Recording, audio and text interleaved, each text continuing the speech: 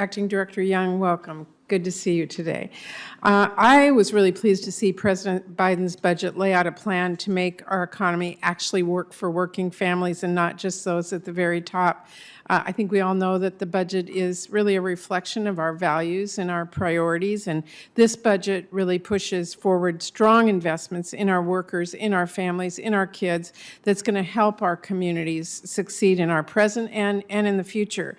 So my question for you today is, with everything we have learned during this pandemic, coupled with the erosion in wages and living standards that lower and middle class families have experienced over the last actually 40 years plus, why are the investments included in the American Families Plan critical to make sure all our workers and families can share in the economic recovery? And what is the economic case for taking these very decisive actions now?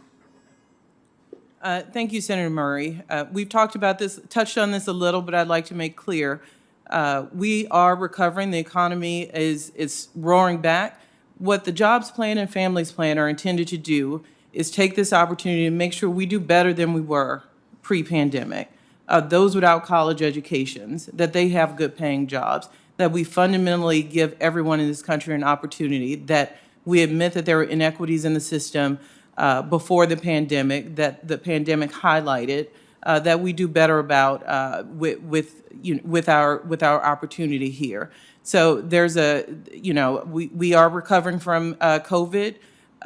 We think ARP gave us a leg up, given where we are in vaccines, but we have an opportunity here to make sure everyone can take part in the American dream, maybe in a way that they weren't able to do before the pandemic. So we've been talking about infrastructure for a long time. The president's talked about Infrastructure Week since he was a member of this distinguished body. He'd like to stop talking about it and do something about it. And I think most Americans feel the same way, and we'd like the chance to put forward a proposal while asking the wealthiest Americans, while asking big corporations to pay their fair share.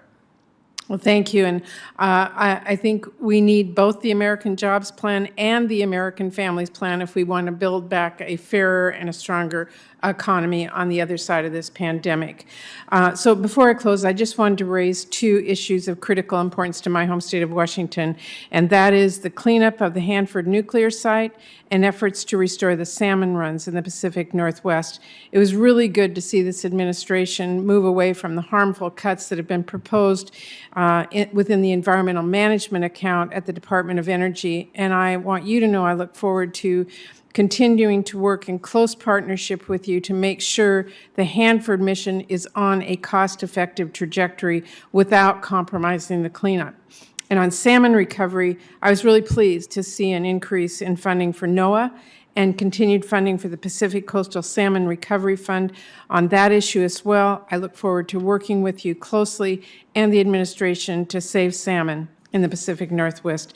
And I'm really committed to continuing and expanding funding for direct recovery projects, including habitat restoration, hatchery infrastructure, culvert repair and replacement, as well as some of the other investments that will really contribute towards species recovery, like clean water infrastructure and more clean energy capacity and storage solutions. So I really appreciate your looking at that and look forward to working with you on all of that. And just like Senator Stabenow talked about the Great Lakes, we're proud of the work that Puget Sound has done for cleanup, and we know how important salmon is in Pacific Northwest, including the tribe. So we look forward to being a partner there. Thank you very much. Thank you, Mr. Chairman.